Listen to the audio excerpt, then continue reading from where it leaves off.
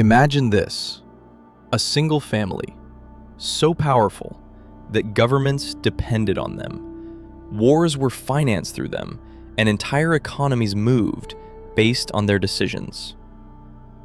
It sounds like a conspiracy, something exaggerated, distorted over time. But here's the uncomfortable truth. For a period in history, this wasn't fiction.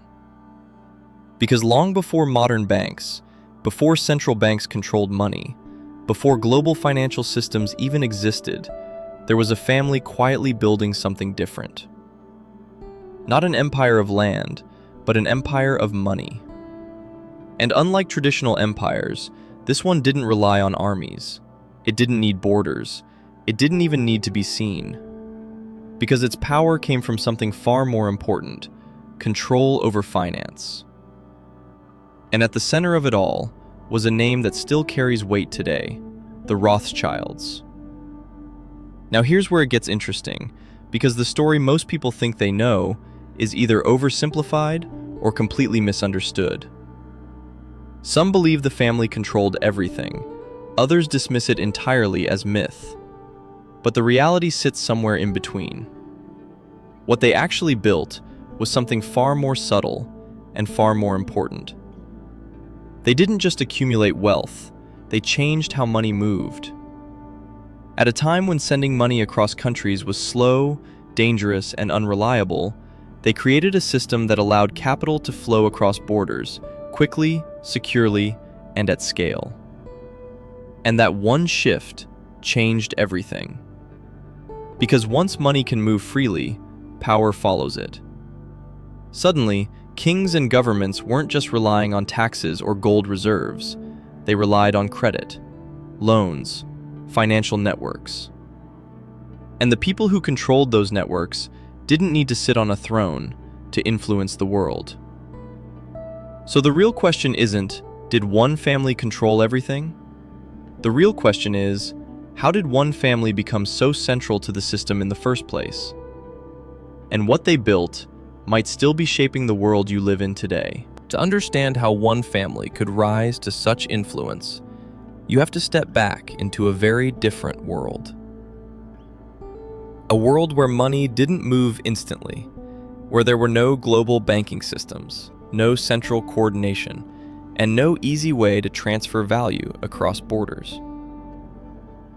In the late 1700s, if a government needed money in another country, it couldn't just send it digitally. It had to physically move wealth, usually in the form of gold. And that created a serious problem, because transporting gold was slow, expensive, and incredibly risky. It could be stolen, delayed, or lost entirely.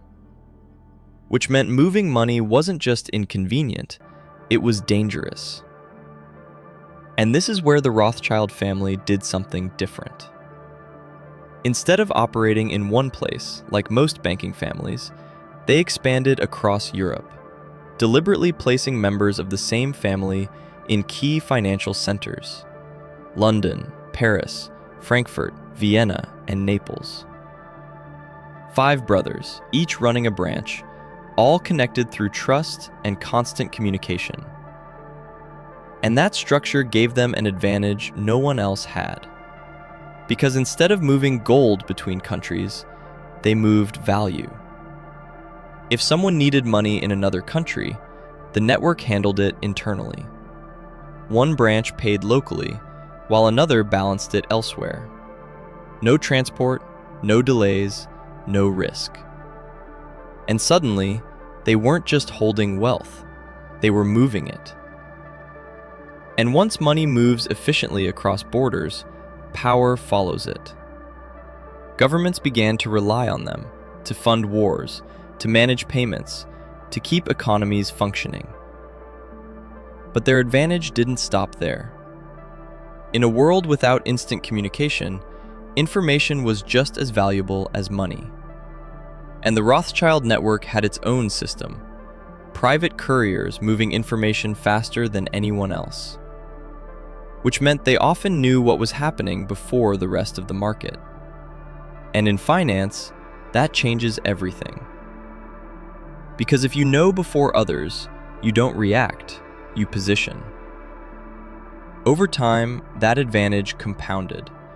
Their network grew stronger, their influence expanded, and their role became harder to replace.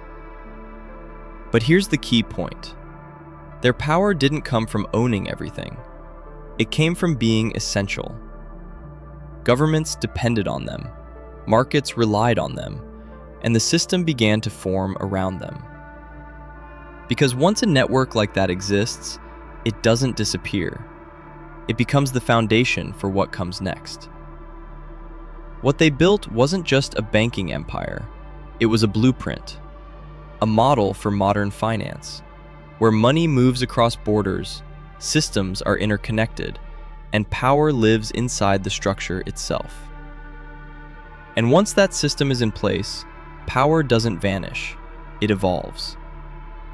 So even if the names change, the system remains. Which leads to a much bigger question.